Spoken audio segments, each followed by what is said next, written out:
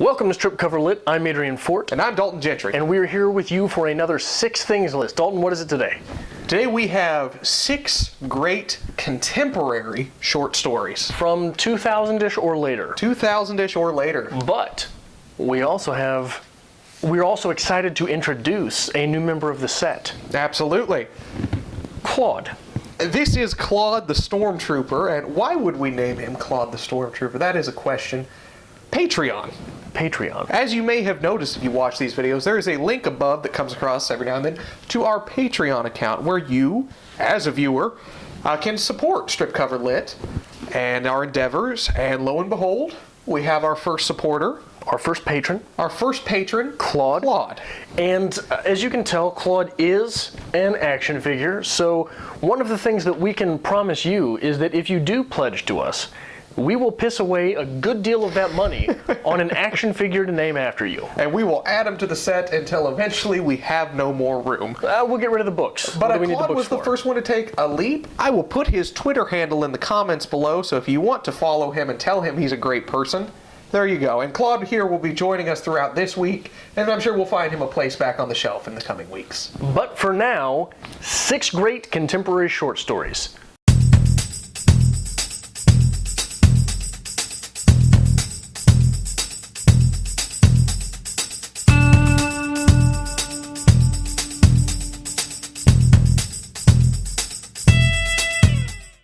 My first choice comes from Maxim Biller. I believe he is a German writer, and this is a translated story.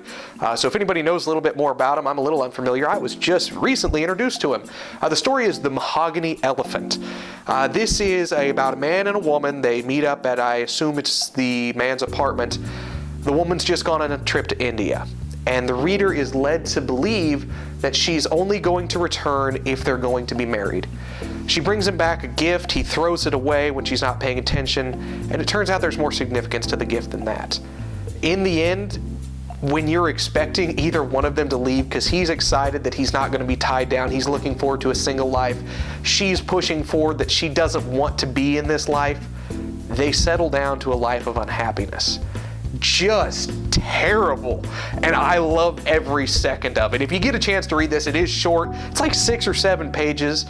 Definitely give it a read. Very good piece. My first short story is Guts from Haunted. Dalton, put the bird down. There is a lore around this short story. Apparently it makes some weaker people, Dalton, pass out while reading it. But what happens if you are not unconscious during the duration of the short story is that it is written so smoothly that it sucks you in. You'll get that pun if you read it. It sucks you into the writing, and you are living as this character. And all of a sudden, when you're reading, you're underwater and you can't breathe until you're sprawled across an airport terminal's floor. Wishing that Adrian had never told you you should read it. My next choice comes from Nathan Englander, and the story is Free Fruit for Young Widows. This is the story of Shimmy explaining to his son Edgar in post-war time, I believe it's World War I, about Professor Tindler, a man that he provides free fruit for in their stall every morning, and why he does such. It goes into Tindler's backstory as Edgar's aging, and he reveals a little bit more to him as his son's getting older until he reaches, I want to say, the age of 13, and he believes that he can finally confess who Tindler is to him.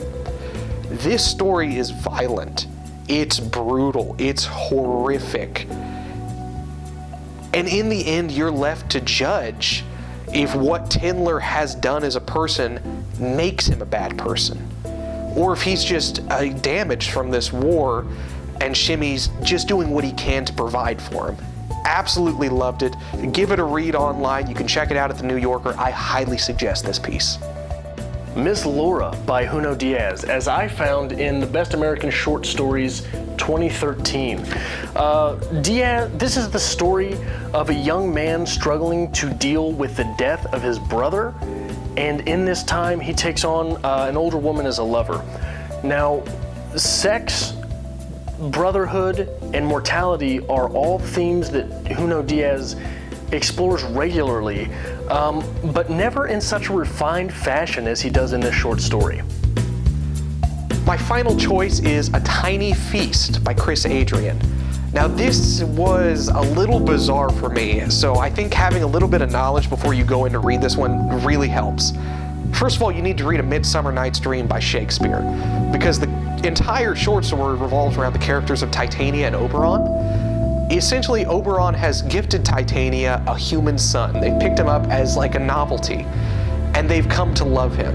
And the son develops leukemia, because apparently that's the hot topic in literature today. This is an amazing blend of fantasy with Midsummer Night's Dream meeting reality, because the characters of Titania and Oberon, they don't understand modern medicine. They're praising the doctor for poisoning him properly with the chemotherapy.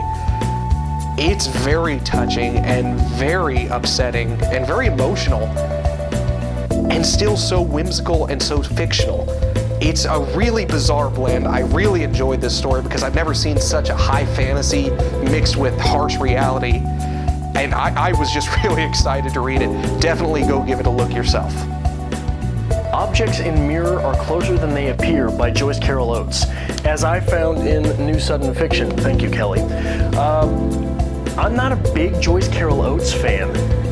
This is not a love story. This is not a loved and lost story. This is not a lost story.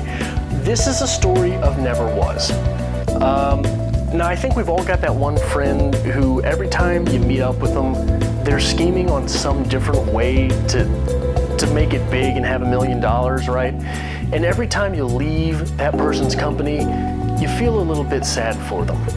Now imagine if that person weren't hoping for $1 million and to make it big, but rather they were searching for some little nugget of happiness. Just a happy life, that's all they wanted. Though it's only about 600 words, this story from Joyce Carol Oates is massive, and the longing in it is palpable.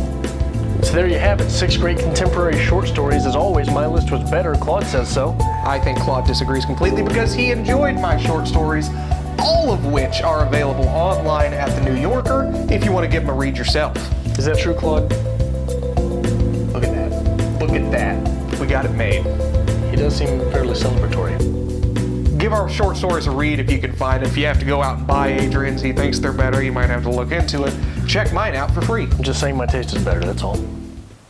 Thank you for watching. Thank you for watching another episode of Strip Cover Lit. It is part of our goal to bring you literature. Be that from the writer's perspective, the reader's perspective, be it from film, books, poetry, no matter what. That's part of our goal here. The best of literature and writing almost every day of the week. Right. So if you noticed something here that brought value to your writer's life, we'd really appreciate it if you hit that subscribe button. That really is what pushes us. I mean, we wake up every day, we're like, hey, how many people are actually following? How many people are watching? What can we do here? So make sure you're hitting the subscribe button. Join us every week, actually. Monday, we'll start your week off with a 6 list, get you back into your literary week. Tuesday, we'll hit you with our reader's review. Book review, pretty simple, easy, straightforward. We'll go back into another 6 list on Wednesday. Thursday, we do a little bit of something fun. We'll do challenges, we'll do tags, maybe book hauls. Maybe a makeup challenge. A makeup challenge. We'll see what's coming. Friday, we'll hit you with a writer's quote of the week, get you through the weekend, make you think. Saturday, we'll hit a writer's workshop of the same book that we covered in the reader's review. And Sunday, we'll try to get our normal lives back in order to come right back on Monday. So make sure not only that you hit the subscribe button, but that you follow us on Twitter at StripCoverLit, at StripCover. At StripCover on Twitter, because on Facebook, we're at StripCoverLit. And on Instagram, we are... On Instagram, we are StripCoverLit. I don't have the internet. I know you don't. Make sure you hit that subscribe button, guys, and we'll see you next time.